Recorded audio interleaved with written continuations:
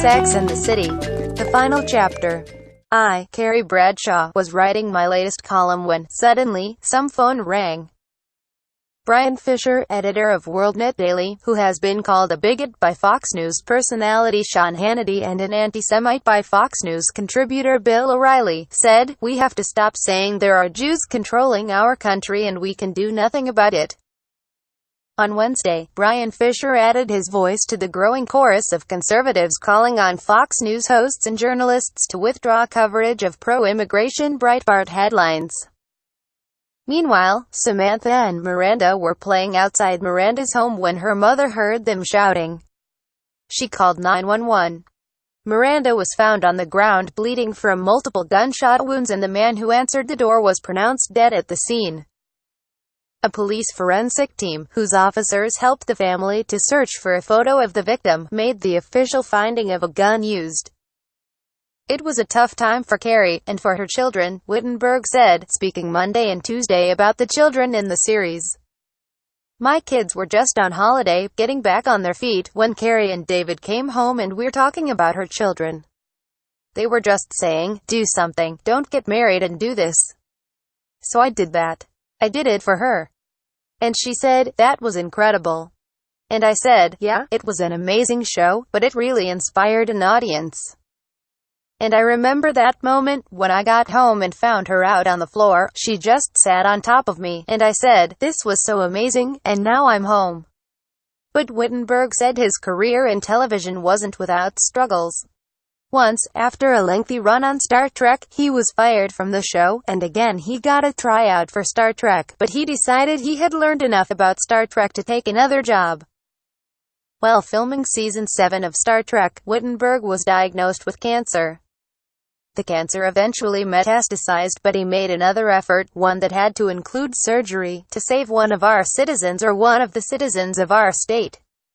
And the state has done nothing that is contrary to the interests of the people.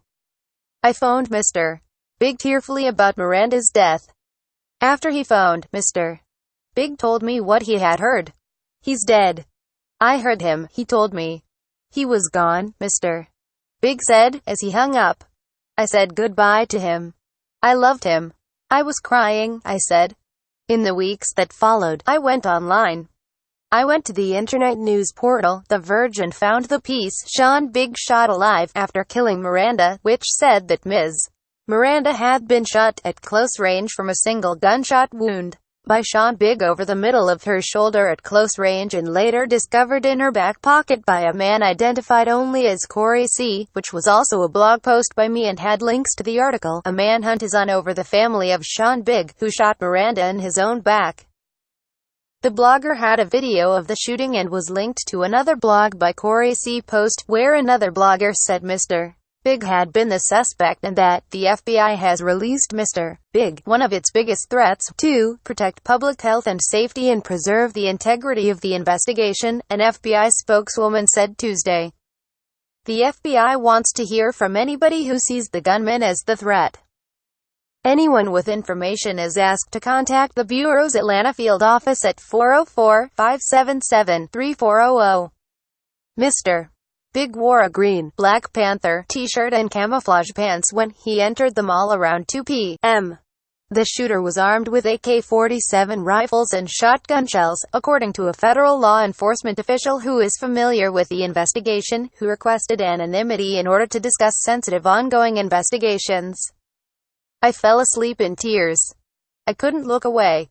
It wasn't only I who looked tired. Even the young kids were tired. Some walked off without eating a piece of their favorite meal. Others ran into a street corner. One boy even grabbed his parents' arms and held them there forever. As usual, my mother was not with me. There would have been nothing for her if she were home. If they had gone home together, she thought, it would never have worked. So why couldn't I join me and take everything? The girls knew they can't get through it alone. She could not just let them die. I wasn't a woman that could survive just by her family. There's a way. It has to be like this. I have to know. I have to help you."